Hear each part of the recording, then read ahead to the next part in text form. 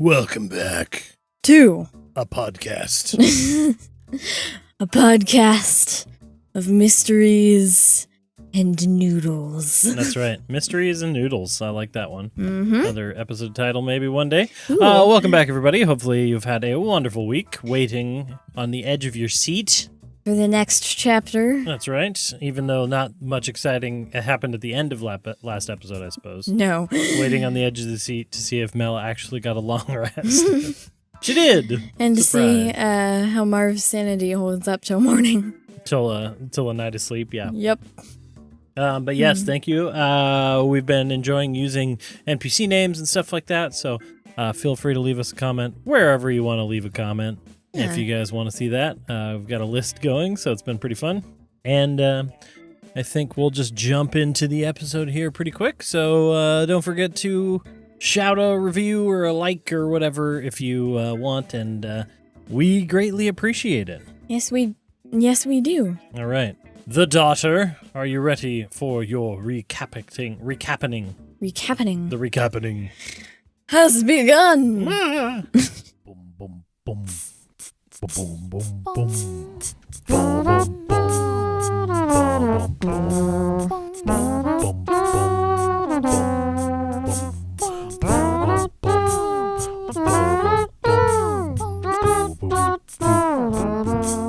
Adventurous. It's time to interrogate the badger that had been digging this hole.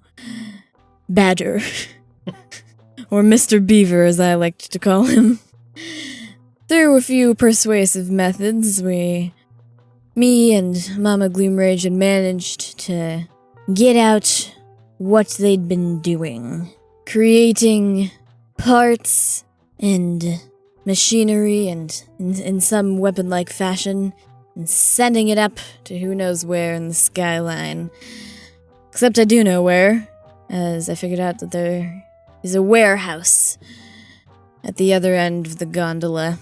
I obtained a few blueprints from Thunker, and I've decided that a good night's rest is in order before we continue. Oh boy, what a night.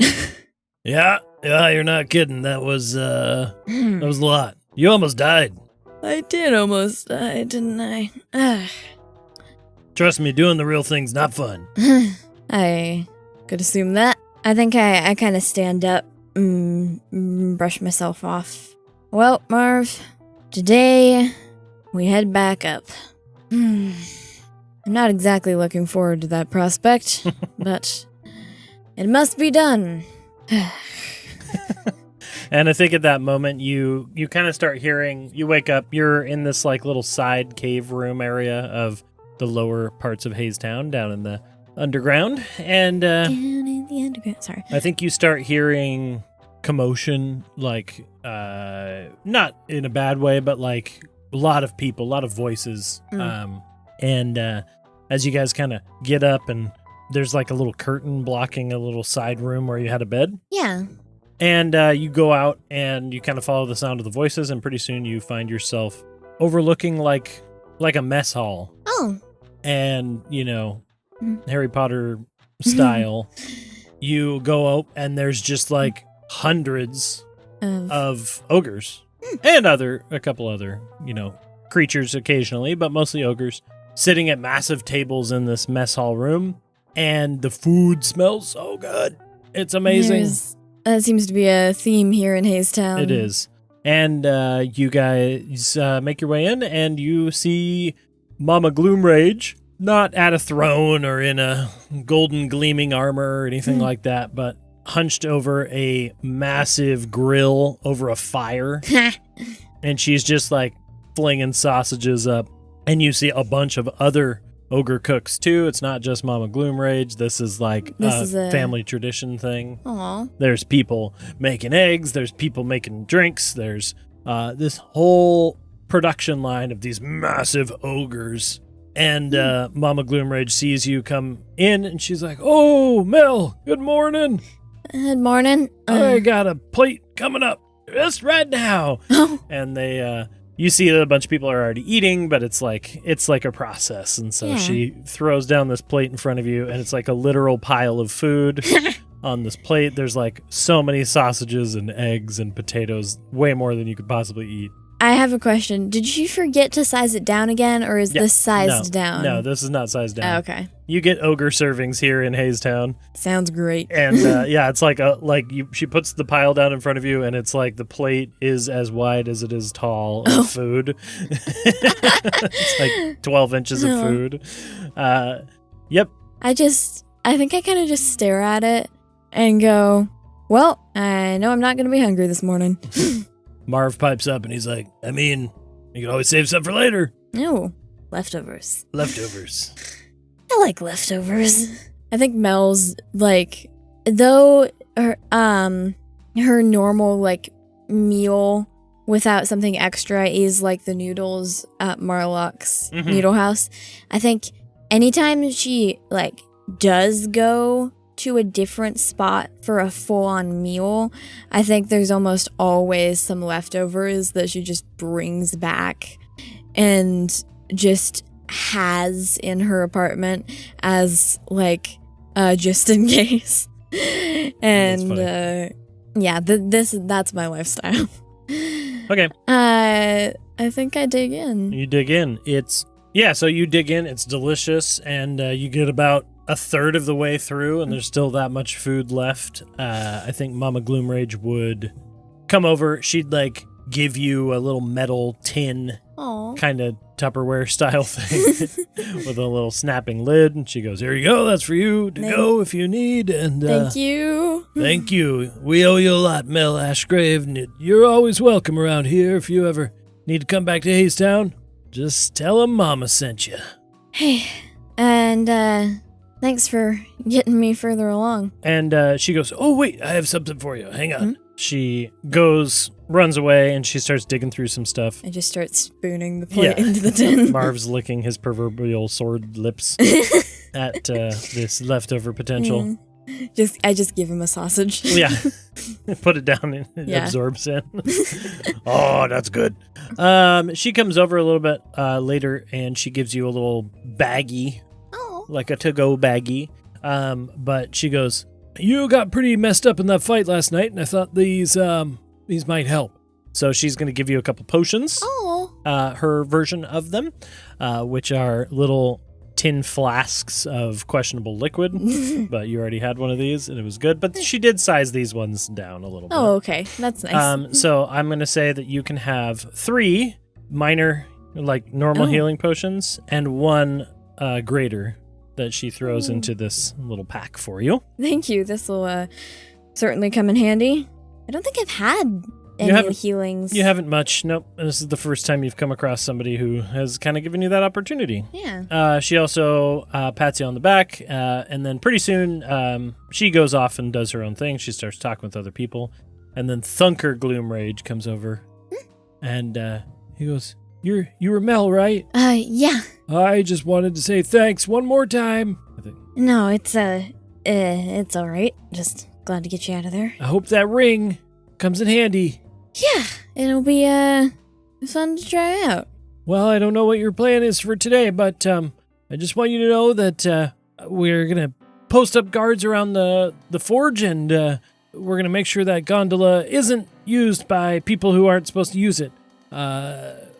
We won't let the Gallows family or the Farthings or whatever come and mess with us again. That sounds smart, Thunker. Thank you. They are troublesome. I meant to ask.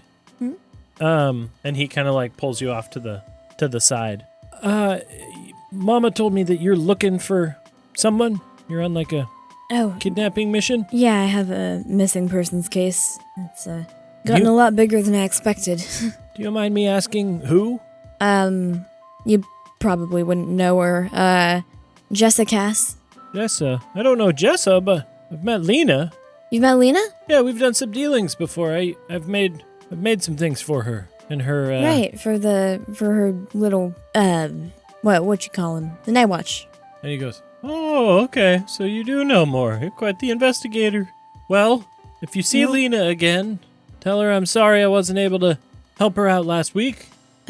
I was busy with the whole kidnapping thing. But I hope you find her sister. Lena's been pretty great. Yeah, I've been working on it. Okay, well, good luck. And then he shakes your hand furiously. Shake it. And so I think I'm starting to kind of just compile together, like, Lena's connections to a lot of the city in my brain and just kind of go to myself, there's a lot more going on, isn't there? Well, and she kind of broke down a little bit of it for you, too, that the Cass family in years past was a more prominent crime family. But they got booted out by the gallows. Now, she's not a criminal herself, but, it's almost like she's gone out of her way to kind of fix kind of fix the family history in a way. Yeah. Try to make the Cass family name something a little more than a crime ring. Yeah. I can appreciate that. Yeah. I think with that, and like talking to Thunker, I close up my little leftover tin and put it in my bag, and I think I actually, but before Thunker goes, I want to say one more thing. Thunker. Yeah. Today, my plan was to go up. Up the gondola by the forge? Yeah, to figure out where they were sending your stuff. Anything I can answer? You got any questions? Was there anything in the crates that you had down there? Yeah. That's a good point. Yeah, I was. We were shipping up mostly like metal, sort of those little cages, those little cube cages, and some sheeting, kind of basic stuff this time. But yeah, I suppose the lift never got off its feet, so it's probably still over there. I assume someone's gonna know that the lift is no longer working because that shipment was supposed to go up last night. Yeah. So you're gonna want to be careful. Well, Thunker, careful is my middle name. Marv's like, no, it's not. Shh. You don't get to say that.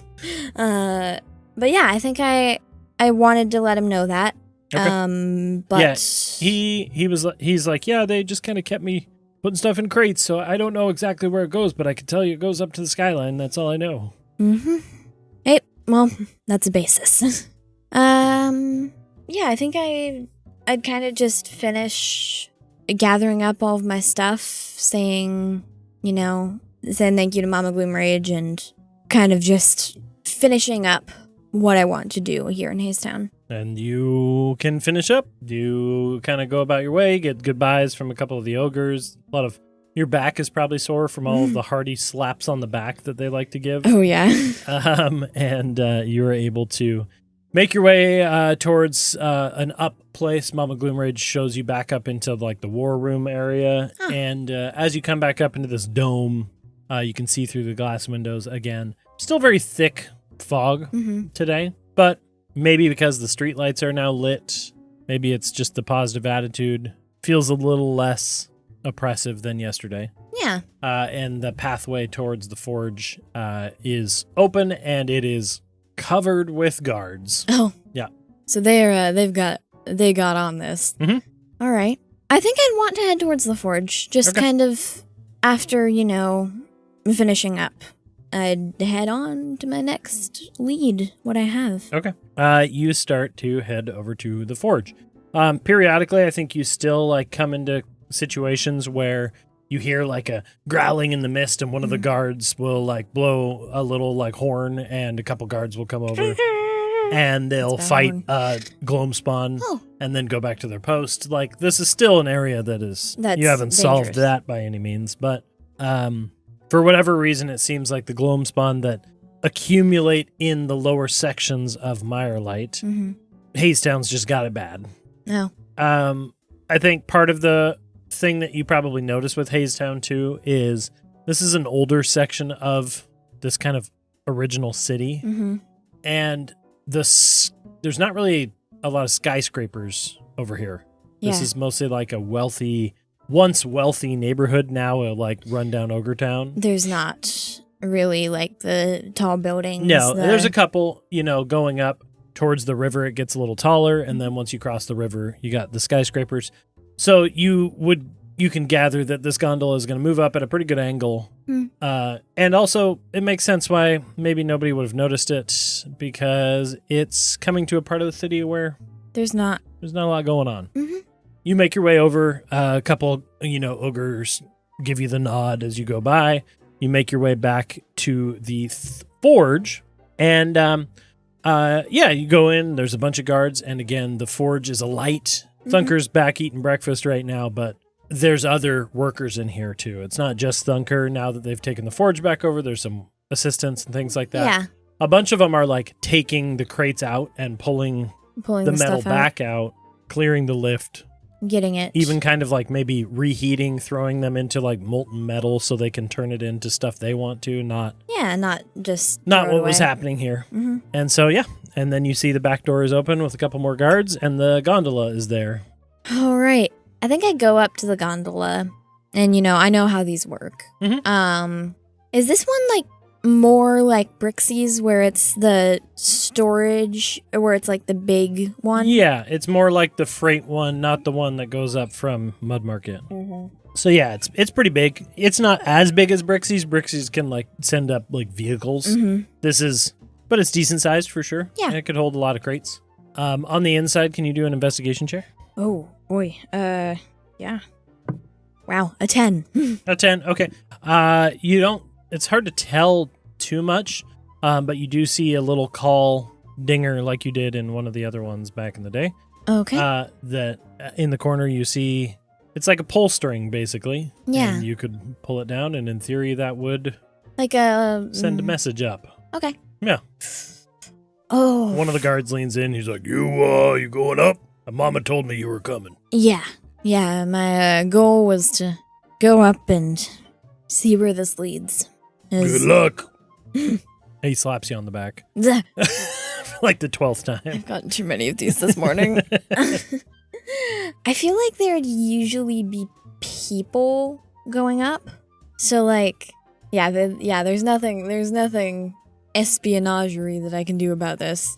So I think I'd get on, I'd make sure I have everything that I need. Like kind of resettle my hat. Mm-hmm. Actually, are there any empty crates? They're unloading crates as we speak. I ask some of the assistants if they still have any empty crates to reload at least some of them onto this lift. Okay. They one of them's like, "Oh, okay, I see what you want to do," and they load. There's a good amount here. I'd say they put like 6 crates on here if you want. Great. Do I remember from being in the forge? Were any of these assistants there, or were they all kind of? No, the assistants that were here last night were Gallows family members. These are now ogres. These are they've taken the forge back over. So this is like new people. So they wouldn't know. Okay. Yeah. Sounds good. And I think I step on the lift and I go and I pull the handle. And you pull the handle. Okay. Can you for me? And I put a hand on my hat. Can you for me, out of sheer, this is not Mel's stats, Oh. but you can use Mel's charisma. Can you roll a persuasion check for me? Just a persuasion? Yep. Boy. 16. A 16, okay. I think there's a long moment where nothing happens. There's like a full minute to the point where one of the guards is like looking down and he's like, "Did you pull it right?" I think so. And then after about a minute and a half, finally you hear and you see the door closes. And the guy's like, "Oh, there you go. Good luck." And Thanks. it starts to climb up. I think one of the things you notice is that it's not as fast as The the passengers? other ones. Yeah. It's got further to go, but you do start to ascend. Okay. I think, Are you behind the crates? Is that kind of your idea? yeah, I think my goal here was the crates provide cover. Whether or not this is how the shipments were run, I don't know, but they're at least there for me to get a little bit of a jump on anything Okay. that's waiting. Yeah, I think with the previous gondolas, they have been more commercial looking. There's seats, there's, areas for window openings, this gloam wing moth that tried to steal your hat. There was like access to the fog and everything, and open air. There's not a lot of, other than rain, there's not a lot of weather that ever really happens here in Mirelight. And so this one's a little bit more rugged. Oh. It's a lot more open. There are gratings around the base or up to about waist high. The rest of it's like kind of open. It looks like thrown together quickly, built by somebody, but not a long-term thing. It's very, very like hodgepodge. Yeah. So, there's the floor is uneven plates. The roof is uneven plates. But again, this like the cable going up, this like ogre metal cable going up. Oh, there's a roof on this thing. Just a flat roof, but the walls are open. Oh, okay. So it's like there's pillars going up the sides. So there's a roof, but there's like access through the sides. And it starts to climb. Pretty quickly, you leave behind the sound of the forge, and pretty quickly you get up into this kind of quiet overlook of Hazetown, the fake layer. Hazetown. Yeah. A lot of old rundown, but once nice looking buildings. And then pretty soon you lose sight as you start Getting into climbing. the You go fog. past one of the like pillars that's on near top of a building that's supporting this gondola. Oh, are we across the river? Or Not is yet. This? Oh, It's okay. like you're going up, and then you start to get up towards the sound of the river, and you start heading across, and you kind of get to this open section, and it gets really quiet. Can you make a perception check for me? Yeah. Natural 20. A natural 20. Okay. Uh-huh. The familiar sound that you've heard, you've been stalked by this moth, this massive gloamwing moth. It clutched one of your original hats. I still have a hand on my hat. You still have a hand on your hat, and I think you're expecting it, right? Nat 20 perception, you're like, I'm expecting this. This thing's coming again. You can't tell, is it following you? You don't really know. Or if it's just once you're in that area, it flies around and scents something. Huh. But this one's a little different. You hear this soft, like, ooh, noise in the mist. Yeah. And then you hear it again, and you feel this big flap. You hear this like, ooh, and you feel another big flap of air. I think I kind of like back up against a crate just to kind of like provide a little bit of that, directional cover. And then on this next time, as it flies by, you actually get sight of it again, which you haven't seen much since originally. But coming close enough within that probably 50 feet, 30 feet of the lift, this massive gloamwing moth, again, probably 12-foot wingspan, 20 feet wide, like huge, huge thing. And it kind of banks around the lift so that you can see sort of its face in the top side. Again, beautiful moth, white in color, blends in with the fog. The mog. The mog. A lot of gray and black markings on it that you weren't able to see before. As it banks around, and you can see still tucked in one section of its little body is your hat. Wait, it still has it? With a nat 20, you see it? Yeah, it still has it. Is it how? Is it like It's like rolled up in one of its little leggies. Oh. Yeah, and you see that there's other things as well. It's been days. It holds on to things, and it's got maybe a little sticky body, I don't know. But as it banks around and it makes this kind of like pained, like, ooh, noise again, you see two things chasing it. And they are these like crazy floating orb things that you had seen in the forge last night. Some sort of flying gloamspawn that's chasing after it. And you see two little orbs going by with a nat 20. Wait. I think I see that. And I think I kind of like almost reactionary. I'm going to do something really stupid. But can I send out a double Eldritch Blast? Yeah, you can. Yeah, things? This was going to be one of those things where I was like, oh, maybe she'll notice it. Nat 20. Yeah, you very much see these things. Yeah, there's two of these kind of like orbs with like little wings. You just see the shapes, almost like a head with wings. Wait, what type of wings? Is it just like a flap or is it like bat wings? It's like or... bat wings. Oh. Yeah. And just kind of floating, they're not really making any noise. They're made of the shadow and mist and whatnot, but they stand out a little bit. They're darker than where the color of the moth and the color of the mist up here. I was under the impression that the moths are a form of neutral gloamspawn. Are they? You have absolutely no idea, and Marv had no idea. Right. They're just there. Yep. Okay. So, great. I will say with a nat 20 perception, that moth has a lot more detail and insect-like parts than a gloamspawn would have. So this is your first close look at it. Your previous thought is probably not accurate. Okay. But you don't know for sure what it is. Okay. Yep. So you're firing Eldritch Blasts. Yeah. Are you doing both of them? You hitting one? What's your plan? I'm doing one at each.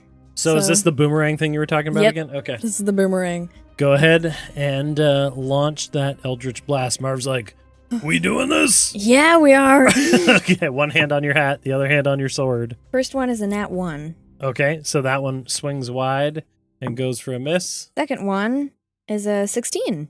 16 will hit. Right. So we'll say it flies past one. You didn't calculate the velocity correctly as because they're moving. Yeah. And it spins past one, but you kind of curve it around. And it boomerangs back in and collides into this guy. You take 8 force damage. 8 force damage. Wow. As it hits, we'll say it like slices into it and it throws this thing kind of towards you, throws it off. Oh. And its misty, foggy form kind of like dissipates for a second. And then as it sort of reappears, it starts flapping towards the lift. Okay. Yep. Is the other one still focused on the moth? Yeah, you didn't hit it. Ugh. But you have future turns. All right. And you are helping. I feel bad for the moth now. Like he's annoying, fairly but like neutral. Yeah. Okay, can we please roll initiative? Oh, okay. Not good. Probably 5. better than me. I got a 2. Oh. Yep. With the +1. Okay, Nice. In this case, we're going to leave the moth and its thing to separate rolls. You have this thing flapping towards you. We'll say it's probably about 20 feet out now, Okay. coming towards you, but it is technically your turn first in this turn. You got your surprise round off. I feel like I do want to save my stuff for like The day. the day. Yeah. So I think You got one of the best cantrips in the game. Yeah, I think I would actually, as I see this thing coming towards me, I think I would send out another boomerang. Trying to hit both again? Yeah, I think I Okay. still want to get that other one off the moth, or at least try to. Okay. So I slash through the air, send out a little green energy bolt. Ooh, first attack is a 25. A 25? Well, that absolutely hits, of course. And the second one is a 15. So, first one goes out and hits the one coming towards you.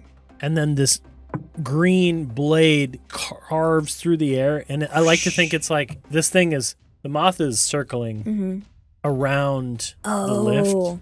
And your boomerang is like chasing the little guy. And then finally your magic catches up fast enough. Like a red shell in Mario Kart. Exactly, the homing beacon. Yeah. And it finally collides into this thing. Boom. And again, this thing turns towards you. I'm going to add it to the initiative order. Because damage is scarier than chasing a moth. That's true. And so it faces you. First attack deals 12 force damage. 12, looking very hurt. Yay! And the second one only deals 9. Okay, that's still pretty good. These things are not strong. But they are both still up, and it is their turns. The moth, I think you hear this like, ooh, and it disappears for a second into the fog. I say, fly away! Marv's like, those things are crazy. Yeah. Okay. I feel bad for it, though. The one that's rushing towards you is going to flap through the little opening and get right up next to you. This is going to attempt to do a stunning shriek. And so it opens its mouth, and instead of like noise coming out, it's just like waves. Huh? It has a mouth. Oh, yes, you got closer to it. As it gets closer, you can see now literally like a giant head with wings. With eyes and a giant sharp mouth full of teeth. Mm. As it opens its mouth, this like shadowy mist pours out and hits you. Oh no. Kind of feels like getting hit by sound, but there's nothing there. Can you make a wisdom saving throw? No. No, you can't? No, I cannot. Okay. I can tell you right now that does not, that doesn't cut it. It's a 7. So you are counted as stunned, Oh no. is incapacitated, can't move and speak, automatically fails dex and strength throws, and attack against you have advantage. Can't take actions or reactions. So I basically lose my turn. You basically will lose your next turn. Oh. How long am I stunned for? Just for 1 round. Okay. So the other thing was going to get a turn anyway. So the other thing flaps in, and it is going to attempt to bite at you. Meh. With advantage, because you are stunned. It's good, because that was terrible. That's not going to hit you. What'd you get? 14. No, Dang it's it. not. So even with advantage, it misses. Ha! But it's your turn, and you lose your turn until Yeah. the start of this thing's next turn. Okay. I think as the top of the round, you're trying to move, but you are stunned. And I think I feel like a little dizzy from the yeah. sonic wave sort of thing. And as you look up at this thing too, you do feel a fear towards it, but you are stunned in one, Oh. so you can't do anything. It is its turn. You still are stunned. That probably will hit. That's 19. That does hit. Well, you got unfortunately. lucky. Could have been really bad, but instead, you only take 7 damage. Oh, ow. From a bite? Yeah. Oh. Well, it's benefited because you're stunned. Oh, that's true. And then as it bites into you and you feel that damage, you feel yourself come back to yourself. Ow. And the other one's going to come in for a bite attack and miss you wildly because he no longer has advantage. I only got a 9. Yay! And I think we're coming back around the top of the round. It would be your turn. I think you hear this soft little like, whoo, again. And like swinging by the lift, the gloamspawn comes by, and it is going to like flap its wing really hard and try to knock one of these things sideways. Get it, Moth. With a natural 19, Yeah. we'll say it's just like falling damage. We'll just do a 1d6. Yeah, 2 damage. Not much, but this thing clambers into the side of the lift and gets knocked sideways as the moth like peels away again. I just kind of pump my fist a little bit and go Moth! It's finally being useful for once. Yeah, it's now your turn, and there's 2 in front of you. They're both looking pretty messed up. Okay. No, they don't have a lot. Are they in melee? Mm-hmm. Great. I raise up my sword, and that green gem flashes, and I would like to cast the green flame blade. Nice. And I think the flame is brighter, stronger. This new sword, Yeah. really kind of like jet fuel, like sparking off of it. Yeah. And I would like to take a swing at the first one Yep, go ahead. for non-natural 20. That absolutely hits. And the first one takes... Ooh, the first one takes 17 damage. Absolutely destroys it. Feel free to describe that however you feel. Yay. Or do you want to see how you do on the next one first? I want to see how I do in the next one first. So, is it dex save or do you just... I just hit. It's only if I hit. Or wait. Well, green flame, because the flame is what jumps, right? I can't remember if it's me that rolls or you that rolls. You just take damage. Because it just Oh, leaps. because you hit. It just leaps. Okay. So the second one takes 7 fire damage. Describe how you destroy both of these Ooh. things. I think I raise up my sword and the flame kind of sparks off this. And I think I take a slash through the first one and almost like a little bit like the, flash paper where you light it on fire and it just poofs. I think a little bit like that where it burns for a second and just dissipates. And then I think that slash kind of carries through the fire to the next one. And So there's like two little like Yeah, little fire bursts flashes. of fire to ash. Yeah. Awesome. And they burn away, and the lift keeps clicking on its way up. You've crossed the river now. You are making your way back towards the streets and up. And it's starting to get a little lighter. I think the moth, if I can still see it at all. I think the moth at this point, you look to see where the moth was, and then I think you feel the soft shift of the lift as something lands and grabs on to the lift. And I think looking in to the lift is a giant moth face. I just wave. And I like to think that where it's sitting, you can see that in its little front legs is your hat and then some other stuff. Oh. And it looks at you for a really long time. And then it reaches a leg forward and deposits a boot on the ground that's not yours at all. And then flies away. It's just a boot. Yeah. I think I'd pick up the boot.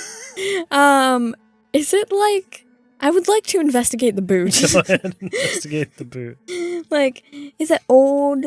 Is it person size? Yeah. Like, what's with the boot? A 13? A 13. It's a boot. It's a leather boot. It seems like it could belong to somebody of a larger stature, but it's a pretty normal leather boot. And you kind of get the vibe that there's nothing special about this boot, just like there was nothing super special about your hat. Mm-hmm. It's just a hat that you liked. Yeah. And this thing seems to take and keep things from people. I just go over in my head, how did it get this? Like, did it steal it off someone's foot? Or did it, like, get thrown in the dumpster? Like... Cut to 10 years ago. What was his name? Orville Darger. Orville Darger. Taking a ride up the lift. He actually lives in the Skyline. Oh. No, just kidding. He's dangling his feet off the lift. Or maybe he was on the edge of a building. That's what it was. He took his lunch break in the in-between from his route on the trolley, dangled his feet over the ledge, and I like to think all of a sudden the moth stole his boot and he goes, "Curse you, moth!" Orville, Darger, and the glow moth's beef. Yeah. I appreciate. But yeah, so you Ancient can feud. either have a boot or not, but it gave you a boot.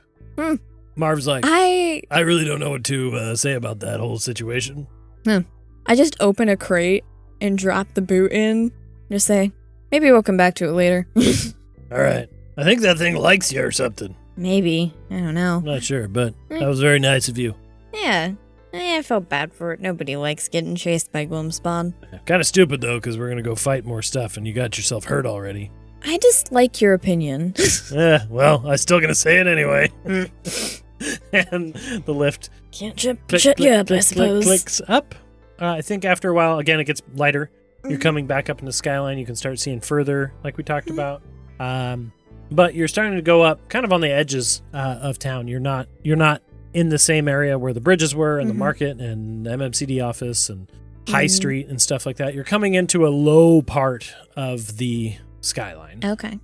This skyscraper that you're heading towards, you're starting to see a little ways out. Big opening in the side. This gondola is going to go basically right inside this building. Okay. And there's not a lot of windows or anything. It's very warehouse style, like, Like, just very nondescript section of this building. But there's a little docking spot for the lift that you're coming up on. I think I kind of go towards the back of it, where it would be more facing towards the sky. And I think I crouch behind a crate and kind of look out into this as it comes into the docking area, but try to get a little bit more hidden. Okay. As you get behind the crates, go ahead and make a stealth check for me. The DC is not super high. An 11. An 11. Okay. You crouch down. You feel hidden. The lift comes up to a halt and kind of settles there. Mm-hmm. And you see there's this big metal door. You're kind of on like a balcony. Yeah. Sitting up over the tall area of the Skyline, the big, tall, floating part. kind of on this balcony as it comes to a rest, and this huge metal door on the skyscraper like slides open. Ooh. And these two guys come out, and they start talking to each other a little bit. And the one guy's like, little nose above the thing. The one guy's like, I mean, I don't know. It's here. It's supposed to come last night, but maybe they figured out an issue or something. I don't know. Do we offload it? and the other guy's like, no, man, we don't offload it. Something went wrong. I think we ought to call the boss. And Boss. yeah, and they start walking towards you. They start walking towards me? Yeah. And 11 is not very high, so we're going to see how long that lasts. I'm going to roll. Oh. Can I get in a crate? Could you get in a crate? Yeah. I don't know why I didn't think of this earlier. Well, I rolled really bad on my perception for this time. The DC was going to get lower. I'm going to ask you to do another stealth check for getting into the crate. We did say there were quite a few in here. Mm-hmm. You could be obscured a little bit, but getting into a crate is not going to be quiet necessarily unless you can roll well. So I'm going to base it on a roll. Stealth check. Aha! Slightly better. A 15. 15. You're able to lift the lid of this crate, and you think you're pretty good, and you're able to slip inside and close the lid behind you. I just listen out of the crate. We'll say one of the crates that you hear crack open.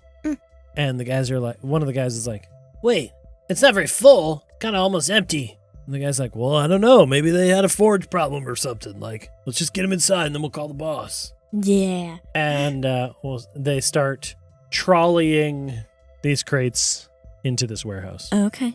So after a moment, you feel the crate lift and get wheeled, squeak, squeak, squeak, squeak, into a warehouse. Great. Yeah. And then pretty soon you make your way over to a spot. You can't see anything.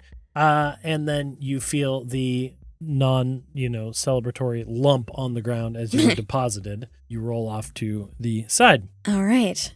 You hear the loud closing of this big metal door. Ka-chung. And then you hear these two guys kind of walking past you. Past me? Yeah. Oh. And they're like, and the one guy's like, I don't know, man. I think we got to call the boss. We got to get him down here. We got to figure out what's going on. Maybe we need to send somebody down the lift or something. It's weird that they waited all night. Okay. And I think I just think to myself, good luck with that. From what I can tell from noise, are they walking towards me or past me? They're walking past you, I think. Past me. Mm-hmm. I think I lift up the lid of the crate a tiny bit just to peek out, and what I want to know is if they're heading towards the exit door or if they're staying around the crates. I think a third option. Third option. These guys work in this warehouse. Oh. So I think you peek your head open and you see that they are heading towards side offices. Okay. And some way of maybe communicating with other family members or something, you don't know. I would say that they are not leaving the building. Okay. This is fine. where they work all day. So after a moment, they go into a little side room and... They go into a side room? Yeah. But Great. the door is open and there's a window looking out to the warehouse, so it's not a perfect system. Yeah. Okay.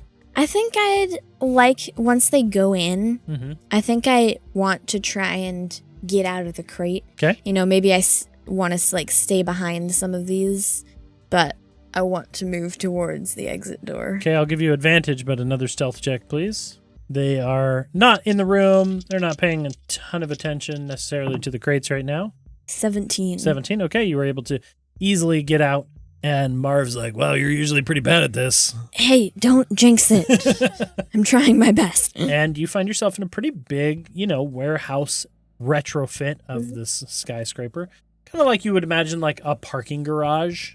Yeah. Just a big open area with some pillars and not a lot going on, but there are lots and lots of crates of all sizes. There's, also whole sections where it's just rubble and broken down stuff. Oh. They almost retrofitted this part of the building. Just for this. Uh-huh.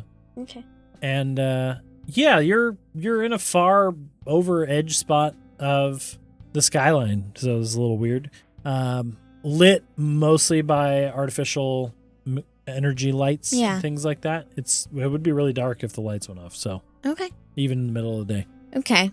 So now that I've gotten out, those two guys, and I'm not really caring, like, their whole discussion about sending someone down, I'm not worried about at all. I think I just want to kind of make my way over to the exit door that I saw them come through. Is it... The big door? Yeah, I guess that's what I was going to ask. Is this a big garage door, or is there like a person door through it? No, this is a big metal sliding door, like a garage door. Okay. Do I wait? Because I feel like I want to get out and like figure out where this is. Because like I'm in this warehouse area, right?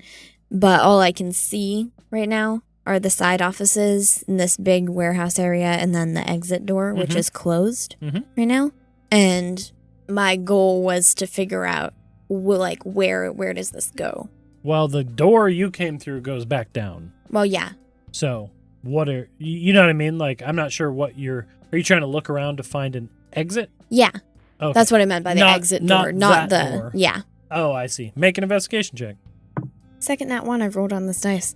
A 6. A nat 1, though, you say. I think, unfortunately, the issue is not that you don't see the exit. I think you see an exit perfectly, and it's through the office. I don't appreciate that. Well, you rolled a nat 1. Yeah. And you also are surrounded by crates. This massive warehouse full of stuff. Okay. So, I'm in the pile of my shipment. Yep. The empty shipment. There are other shipments up here. Oh, yeah. Okay. And they did kind of put you off to the side. Mm-hmm. Kind of set the crates that they brought in off to the side area, and they're like... They're unsure about it. Mm-hmm. I want to see if I can make my way over to some of the other crates. Okay. The ones from other shipments. Yeah. You start creeping over, and you are pretty far away from the offices. I don't think you can hear what they're saying from here. But there's another shipment nearby, pushed off to the side, big rows of crates and things. And, Gallows family crest on it. I'd like to peek inside, because this was one of my things that I was looking for as well. Yeah. Go ahead and make another stealth check. And again, you can do it with advantage. But just in case you roll bad. Ooh, 17 again. 17 again. Okay, you're able to pop the lid. It takes you a second. You pop a lid. It's just plates. Yeah. You go to another crate. You pop a lid. It's some of those like cylindrical things. You're starting to notice they weren't making a ton of stuff, but they were making mass quantities of things. Okay. And you go through and you see another battery thing, kind of like what we noticed before. And I think I forgot to mention that, but I think in the lift you also would have noticed the red glow of one of these batteries. Oh, the powering it instead of blue? Yep. Okay. And then eventually you crack open a smaller case, kind of long and wide. And inside, not a door handle, but you do see the handles of, kind of like a pistol handle or a crossbow handle with a trigger on it. You see these handles, and there seems to be a spot inside the handle now that you're there where there is the logo of the MMCD badge like we talked about. And I think as you pick one up and look at it, there's also a spot on the bottom for one of these batteries. Oh. And it's just a handle? It's just a handle, yeah. It could be attached to a regular crossbow. I think I reach inside and I grab one and I stick it in my pocket. Okay. And I think maybe like just as an extra just in case, I think I close that and I go back to one of the battery crates and I pick up a battery cage and I also put it in my pocket. I close that. Okay. And I think I'm just like, great, evidence secured. Now what? And I think as you say, now what? Yeah. We're going to leave it there. Oh, no. Yeah, we're at the time. So we'll say you've got your evidence. You're confident that you could maybe get this to Renshaw. Maybe it would help. Maybe it would swing an election one way or the other. You're not entirely sure. But as you hear that kind of like, or as you say, now what? I think you hear, you're just close enough to the offices that you hear one of the guys go, "Yeah, Mr. Gallows? Well, the lift started working again, and we got the crates here, and we didn't know what to do with them because it seems like something went wrong. So I think you should come down here, Stat, and we'll get this figured out." All right. And that's where we're going to leave our episode. My So espionage has mildly succeeded. mildly succeeded so far. Okay, cool. Maybe you made a friend with a gloamspawn, a gloamwing, by taking out its gloamspawn attackers. I felt bad for him. It gave you a boot. Yeah. Whether or not you want to keep that boot is up to you. Well, it's still in one the of the lift. crates, Yeah, maybe. it's in the crates next to you. Maybe Silas Gallows can have a boot as a present. All right, and we'll leave it there. We'll figure out what you're going to do in the warehouse next time. All right. All right, thank you everybody for joining us for another episode. Yeah, that was fun. Yeah, we'll deal with the ramifications of your espionage next week. Yeah. Hey, but thanks you all for listening. Leave a review, leave a comment. We love getting those. It's true. And we will do it all again next week. On Dadventurous. Dadventurous.